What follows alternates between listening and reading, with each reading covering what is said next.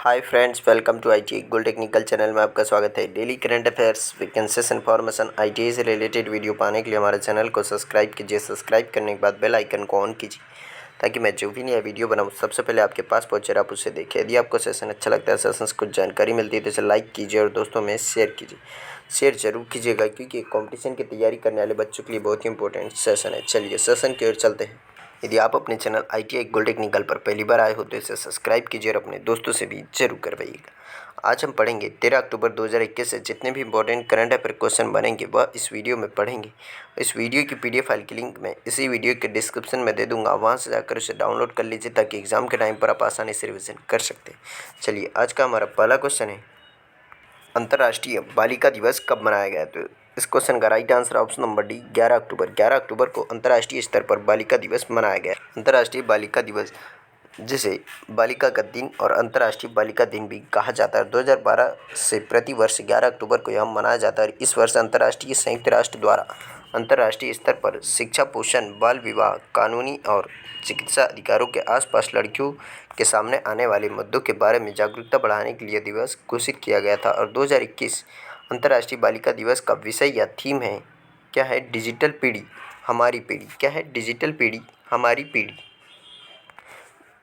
1995 में बीजिंग देशों में महिलाओं पर विश्व सम्मेलन में सर्वसम्मति से बीजिंग घोषणा और कार्यवाही के लिए मंच को अपनाया गया। न केवल महिलाओं बल्कि लड़कियों के अधिकारों को आगे बढ़ाने के लिए अब तक का सबसे प्रगतिशील खाका है और बीजिंग घोषणा पत्र विशेष रूप से लड़कियों के अधिकारों का आह्वान करने वाला पहला यह स्थान था। और 19 दिसंबर 2011 को संयुक्त राष्ट्र महासभा ने 11 अक्टूबर को अंतर्राष्ट्रीय बालिका दिवस के रूप में घोषित करने और लड़कियों के अधिकारों को दुनिया भर में लड़कियों के सामने आने वाली अनूठी चुनौतियों को पहचानने के लिए संकल्प लिया था, जो 66/170 देशों ने अपनाया था। तो इस क्वेश्चन का राइट आंसर है ऑप्शन नंबर डी, इसका राइट आंसर है। चलिए नेक्स्ट क्वेश्चन क्यों चलते हैं। नेक्स्ट क्वेश्चन है, हाल ही में सत्यजीत रे पुरस्कार के लिए किसे चुना गया? तो इस क्वेश्चन का राइट आंसर है option number C, B Gopal. B Gopal को सत्यजीत रे पुरस्कार के लिए चुना गया है। जाने माने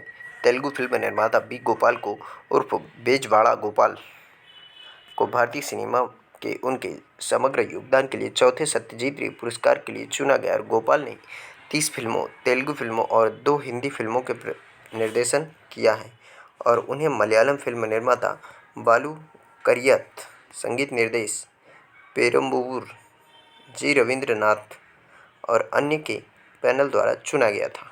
यही है बी गोपाल जी। और यह सत्यजीत रे पुरस्कार सत्यजीत रे फिल्म सोसाइटी केरल, एक राज्य आधारित संगठन द्वारा स्थापित किया गया। इस पुरस्कार में 10,000 रुपये नगद पुरस्कार और एक स्मृति चिन्ह और एक पट्टिका शामिल है। इस क्वेश्चन का right answer option number C. चलिए नेक्स्ट क्वेश्चन के चलते हैं। नेक्स्ट क्वेश्चन है, हाल ही में आर्यभट्ट पुरस्कार किसे दिया गया? तो इस क्वेश्चन का राइट आंसर है ऑप्शन नंबर डी, जी सतीश रेड्डी जी को अभी आर्यभट्ट पुरस्कार दिया जाएगा। सचिव DDRND और अध्यक्ष DRDO डॉक्टर जी सतीश रेड्डी को भारत में अंतरिक्ष यात्रियों के प्रचार में उनके उत्कृष्ट आजीवन योगदान के लिए एस्ट्रोनॉटिकल सोसाइटी ऑफ इंडिया द्वारा प्रतिष्ठित आर्यभट्ट पुरस्कार से सम्मानित किया गया है। डॉक्टर जी सतीश रेड्डी उन्नत एवियोनिक्स, एविगेशन और मिसाइल प्रौद्योगिकी के अनुसंधान एवं विकास के क्षेत्र में अग्रणी है।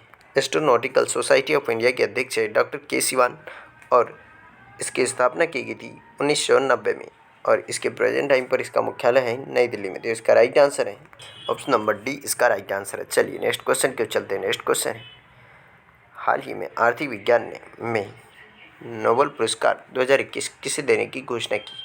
तो इस क्वेश्चन का right answer option number C, A और बी दोनों, यानी कि डेविड कार्ड और जोशुआ एंग्रिस्ट को यह पुरस्कार देने की घोषणा की है।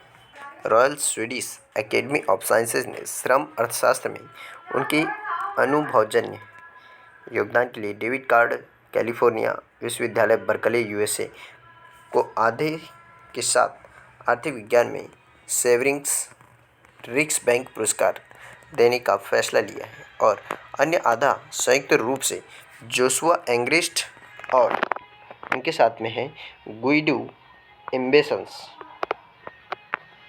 जो स्टैनफोर्ड यूनिवर्सिटी को देने की घोषणा। यह कुल 3 लोगों को पुरस्कार दिया गया है। तो इस क्वेश्चन का right answer option number C. चलिए नेक्स्ट क्वेश्चन की ओर चलते हैं। नेक्स्ट क्वेश्चन, हाल ही में वायलार पुरस्कार किसे देने की घोषणा की?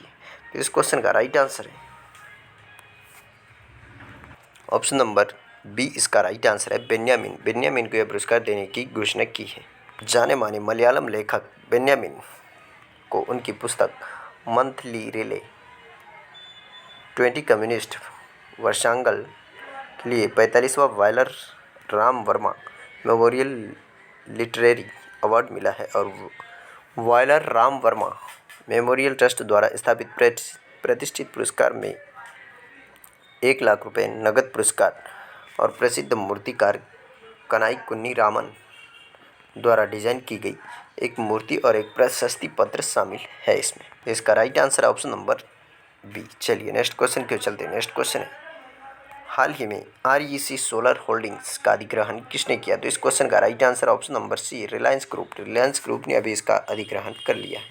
रिलायंस इंडस्ट्री लिमिटेड की पूर्ण स्वामित्व वाली सहायक company Reliance new energy solar limited ने चीन की सरकारी स्वामित्व वाली सौर ऊर्जा company REC solar holdings AS REC group की 100% हिस्सेदारी हासिल कर ली है और RNESL ने REC ग्रुप को China national blue star group company limited से $771 मिलियन के एंटरप्राइजेज वैल्यू के लिए अधिग्रहण किया है। इसका right answer option number C. चलिए नेक्स्ट क्वेश्चन के चलते हैं। नेक्स्ट क्वेश्चन है, हाल ही में फिक्की ने वित्त वर्ष 2022 के लिए कितने प्रतिशत GDP वृद्धि अनुमान लगाया है? इसका right answer option number B, 9.1% का अनुमान लगाया है भारत की GDP के लिए। 2021-22 में भारत की GDP यानी ग्रॉस डोमेस्टिक प्रोडक्ट या फिर सकल घरेलू उत्पाद 9.1% की दर से बढ़ने की उम्मीद है और क्योंकि महामारी की दूसरी लहर के बाद अब आर्थिक सुधार अपनी पकड़ मजबूत करता दिखाई दे रहा है और सर्वेक्षण सितंबर 2021 में आयोजित किया गया था और उद्योग, बैंकिंग और वित्तीय सेवा क्षेत्र का प्रतिनिधित्व करने वाले प्रमुख अर्थशास्त्रियों से प्रतिक्रियाएं प्राप्त की थी और फिक्की की आर्थिक आउटलुक सर्वेक्षण में यह भी कहा गया कि मौजूदा त्योहारी सीजन इस गति का समर्थन करेगा। अब बात कर लेते हैं फिक्की की। तो फिक्की की स्थापना की गई थी 1927 में। इसका मुख्यालय नई दिल्ली में और फिक्की के अध्यक्ष है हर्षवर्धन नियोतिया और इसके CEO है संगीता रेड्डी। तो इस क्वेश्चन का राइट आंसर है ऑप्शन नंबर बी। इसका राइट आंसर है। चलिए नेक्स्ट क्वेश्चन की ओर चलते हैं। नेक्स्ट क्वेश्चन है, हाल ही में तुर्की ग्रैंड प्रिक्स 2021 किसने जीती है? तो इस क्वेश्चन का राइट आंसर है option number A, Valtteri Bottas. Valtteri Bottas ने यह तुर्की ग्रैंड प्रिक्स 2021 रेस जीत ली है। वाल्टेरी बोटास मर्सिडीज फिनलैंड ने 10 अक्टूबर 2021 को आयोजित F1 यानी कि फार्मूला 1 तुर्की ग्रैंड प्रिक्स 2021 फार्मूला 1 रेस यह जीत ली और यह इस सीजन का उनका पहला खिताब है। Max Verstappen Red Bull Netherlands दूसरे स्थान पर रहे जबकि Sergio Perez Mexico Red Bull तीसरे स्थान पर रहे और इस बीच लुइस हैमिल्टन 5वें स्थान पर रहे।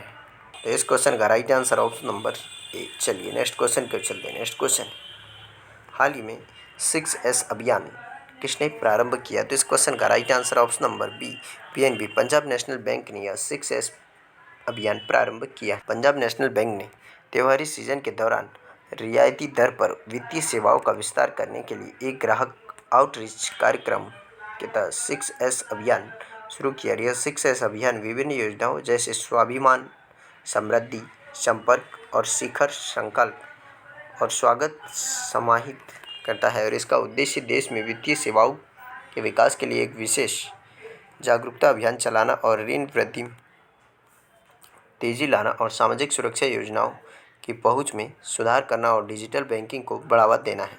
तो इस क्वेश्चन का राइट आंसर है ऑप्शन नंबर बी। चलिए नेक्स्ट क्वेश्चन को चलते हैं। नेक्स्ट क्वेश्चन है, हाल ही में डॉक्टर अब्दुल कादरी खान का निधन हुआ, वह कौन थे? वह एक वैज्ञानिक थे जिनका भी हाल ही में निधन हो गया है। यही थे पाकिस्तान के परमाणु बम के जनक डॉक्टर अब्दुल कादरी खान जिनका भी हाल ही में निधन हो गया है।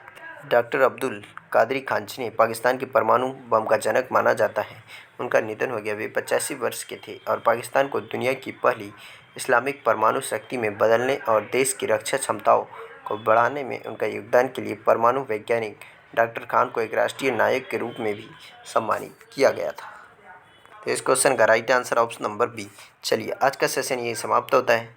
यदि आप अपने चैनल ITI गोल्ड टेक्निकल पर पहली बार आए हो तो इसे सब्सक्राइब कीजिए और सब्सक्राइब करने के बाद बेल आइकन को ऑन कीजिए ताकि मैं जो भी नया वीडियो बनाऊँ सबसे पहले आपके पास पहुँचे और आप उसे देखें।